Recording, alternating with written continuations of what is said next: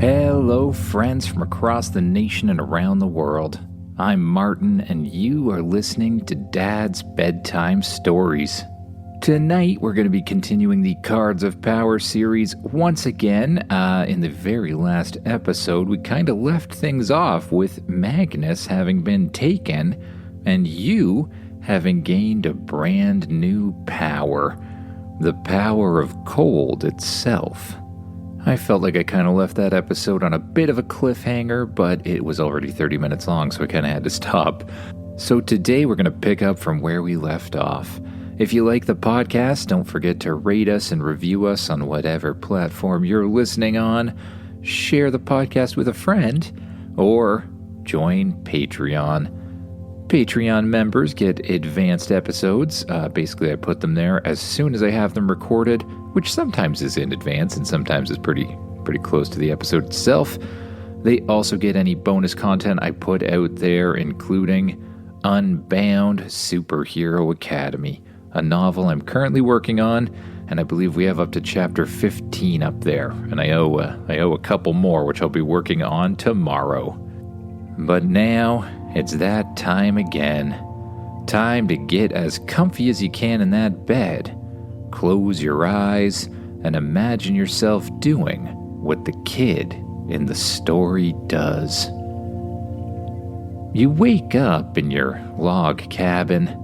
You look over beside you and you remember that Magnus has been taken.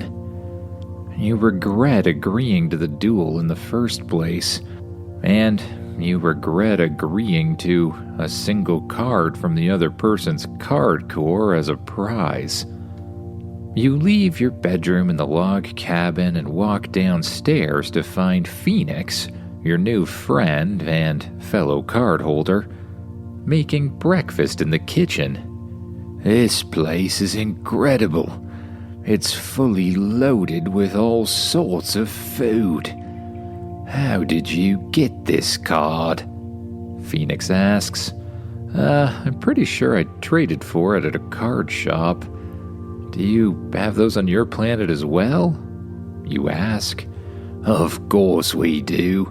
We have one of the best card shops you've ever seen. Maybe I'll take you to it one day. Thanks. Here, have some breakfast.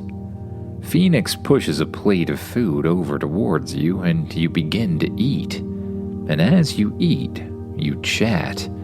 So, I was thinking, you're going to want to do battle with that tech suit guy again to try to win back Magnus, right? Yeah, that's about right, you respond. Well then, I have a suggestion. I say that first you attempt to use that new card of yours. You probably want to figure out how the powers work before you go jumping into battle. Oh, yeah, that probably is a good idea, you say. As soon as you're finished eating the food, you and Phoenix head outside. You call the log cabin card back into your card core, and you stand atop the large snowy mountain that you battled on the day before. Well, here goes nothing, you say, summoning the card from your card core. You can easily sense which card it is. It feels sort of cold and icy. The card appears in front of you, glowing a bright blue energy. You then activate the card, and its energy shoots directly into you. Only this time, instead of going into your card core, it sort of infuses itself into your body. You feel a strange new power passing through your veins. As you breathe out, icy cold air shoots out of your mouth.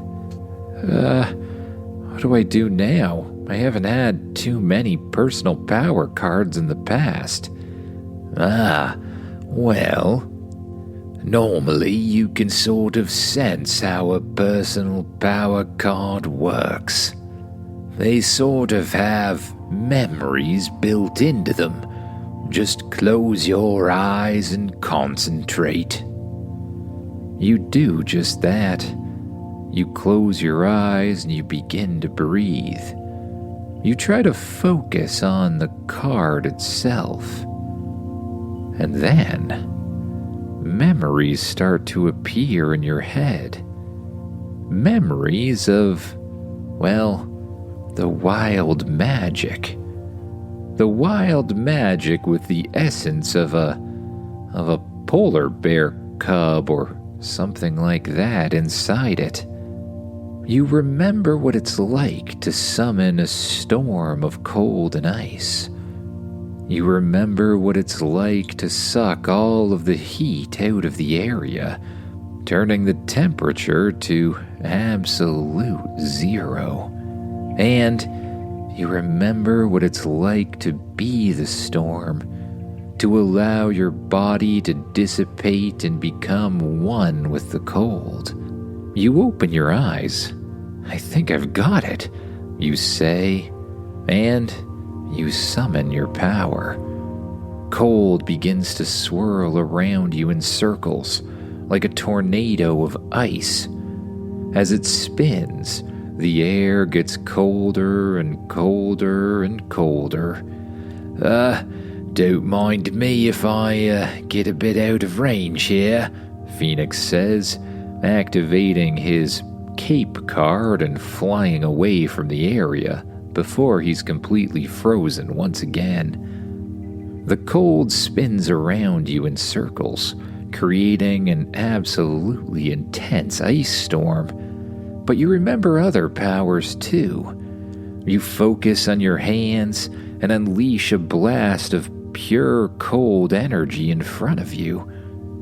You find that you can sort of form the energy into ice. Ice that could coat enemies or just build whatever you want. You start by building a tiny castle wall of pure ice. All you really have to do is think about what you want the ice to form, and it does it. Next, you allow the storm to float you up into the air. You lift higher and higher off the ground in the center of the cold tornado. But there's another sensation, another memory sort of poking at the back of your mind. Becoming the storm itself, completely letting go and becoming one with the cold. You take a deep breath and you allow yourself to just sort of dissipate, to turn into cold itself. Your body sort of disappears, but your mind doesn't. You find your mind just sort of floating there in the center of the storm, and instead of having normal arms and legs, the storm has sort of become your body, and somehow it's become even more intense. You find that you can direct the cold from the storm in any direction, to form ice wherever you want to inside it, and to suck all of the heat out of the air for a large area surrounding you. You focus once again and form yourself back into, well, yourself. You allow the storm to calm down, and you slowly float down onto the ground once again. You release the power of the card. Your body warms, and the card floats in front of you again. You absorb it back into your card core and look up at Phoenix. With the storm gone, Phoenix floats back down towards you and lands beside. That was amazing. There's no way that tech guy'll stand a chance against that kind of cold. I say we go find him." You summon your tech card once again. A suit of technological armor appears around your body. "Systems active," a voice says from inside your helmet. By just thinking about flying, you simply float up into the air. "Let's go," you say, and you blast off into the sky, high above the alien-protected zone. Phoenix flies behind you using his magical cape or whatever it is, until you come back to the area where you fought the tech man in the first place. You remember that battle again, his ability to absorb any heat and redirect it towards you.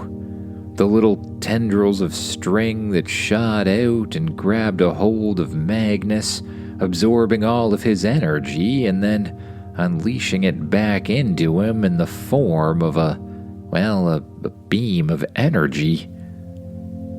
And sure enough, you see exactly who you were looking for. A man in a large tech suit that seems completely infused with energy. You fly down and land beside the man. "So you're back," the man says. "Ready for another challenge, are you?" Yeah, I guess so." "Well, if you're challenging me, I guess I get to create the stakes. We'll have another one-on-one card battle. If you win, you can have the dragon back. But if I win, I get 2 of your cards." "What? 2 of my cards? That's not fair at all." "Well, there's no reason you have to agree." You hate that the man is clearly taking advantage of the situation, but he's not wrong. If you want Magnus back, you kind of have to agree to his terms. Otherwise, there won't be a duel. "All right, fine, I agree. Terms accepted," a voice says from sort of everywhere at once. Both of your card cores glow, accepting the duel itself. "Well, I choose my tech armor. Now it's time to see what else you have." "Oh, yeah, it is time for that, isn't it?" You recall your own tech armor back into your card core, and you reach deep inside and summon the cold card once again. The card appears in front of you as a glowing blue card, and then it merges with you. You feel the same cold sensation as the power passes through your body, through your bloodstream, and you become one with the cold. Interesting power choice. Ready, set, go, the man says, and he immediately unleashes a blast of hot energy from the center of his suit. You dive out of the way and you summon the storm. A tornado of cold air starts to spin around your body, making the area colder and colder and colder. In response, the alien man in the tech suit starts to glow a bright, hot color, melting the ice and snow around him. "You don't really think that will be enough to defeat me," he says, and he unleashes a blast of energy towards you. You dive out of the way and roll. Then, you shoot your hands out towards him and unleash a blast of cold energy that surrounds his body, encases him in a gigantic cube of ice. You continue the blast for much longer than you think you'll need, creating a huge ice cube surrounding the man. When you release, you watch as the man continues to glow. The ice around him melts, and he unleashes a blast of laser energy in all directions, shattering the ice. "That won't be good enough," he says, facing towards you and unleashing another blast of energy. Again, you dive just in time to the left, and you intensify the storm, blinding him from being able to see you. Well, good idea, but my senses can still find you. Oh, there you are," he says, locking on to your position once again and unleashing another blast of energy. You again dive out of the way, but you decide that it might be time to try something new. What's the guy gonna do if he doesn't have anything to aim at? You focus on your power, and you allow yourself to once again become one with the storm. Your body disappears, and your mind connects with the storm itself. The storm becomes your body. "Hey, where'd you go?"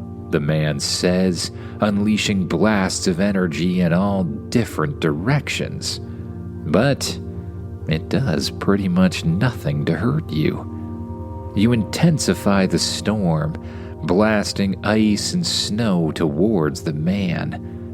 He continues to melt the ice using his, heat powers or whatever it is he has. And he continues to blast off blasts of laser in every different direction, hoping to somehow hurt you. Unfortunately for him, lasers can't destroy a storm. You intensify the storm, using all of the power you have. The heat is sucked out of the air for a huge surrounding area, and it gets colder and colder and colder. As the man continues to unleash blasts of laser and heat the area around himself, you can tell that the suit itself is getting weaker. The glow gets lighter and lighter as he uses up all of his power. Without someone like Magnus or another heat source to warm him up, you're pretty sure there's nothing he's going to be able to do. You focus the energy of the storm directly on him. You blast cold, icy wind through the man's suit. You bombard him with pure cold energy that you try to seep into every crack in the tech suit. The cold and ice connect with it. They move their way into his joints, surrounding his body and finding every little crack or crevice they can. The man's walk becomes slower and slower and slower until the suit powers off entirely. What's this?" the man says, unable to move, at all. You reform your body in front of the tech suit. "Ready to give up?" you ask. "I never," the man says, but he simply can't move. You place your hand on the chest of the tech suit, and You begin to absorb all of the heat energy you can. You feel the last of the power drain out of the suit and shoot in different directions. Then, the suit itself begins to crack from the cold. Then, it bursts into energy and reforms itself into the man's card core, leaving behind a large, muscular, green alien with little antennas on his head. Duel 1. Select your card. Knowing that you've now won, you allow the storm to dissipate around you. You let go of the cold energy, forming it back into a card and absorbing it into your card core once again. The muscular green alien's core lights up, and Magnus's card floats in front of you. You reach out and grab the card between your thumb and pointer finger, and you feel the power connect with you again. Instead of absorbing it directly into your card core, you allow the card to link, and then you summon it in front of you. Magnus, in his little dragonling form, appears. What? Hey, what happened? He asks. You kinda lost a duel and I had to win you back. Ow, sorry about that, Magnus says. It's okay, buddy. Just glad to have you back. And to you, you really are powerful, you say. Thank you. I try to be. You're not so weak yourself. Good to meet you, kid, the man says, reaching out his hand to give yours a shake. The name's Alan. Nice to meet you, Alan. But I don't think I'll be accepting any duels from you any longer. Suit yourself, Alan responds. You summon your tech armor once again and take off into the air. Phoenix joins you and Magnus flies beside. You spend the rest of the day collecting as many low-powered or medium-powered magical creatures as you can, and turning them into cards. And once you're finally finished, you and Phoenix return to the gates and the large alien hotel beside them. Good day. We got Magnus back and collected enough cards to trade in for something very special. Maybe we'll check out the new card shop in the morning, he says. Yeah, that sounds like a good idea, you respond. And with that, you head back into the hotel. You take the elevator back up to your floor, walk down the hall, and open up your door. Wow, that cold power was pretty cool, Magnus says. Yeah, I guess it was. Now you better not force me to use it against you, you respond. I'd like to see you try, Magnus says as he curls up on the bed beside you. Maybe tomorrow. You pull the covers up to your chin and the lights in the room dim. You close your eyes and slowly you allow your body to sink down into the mattress. And with each breath, you release a little more tension from your muscles. Your arms relax, your legs relax.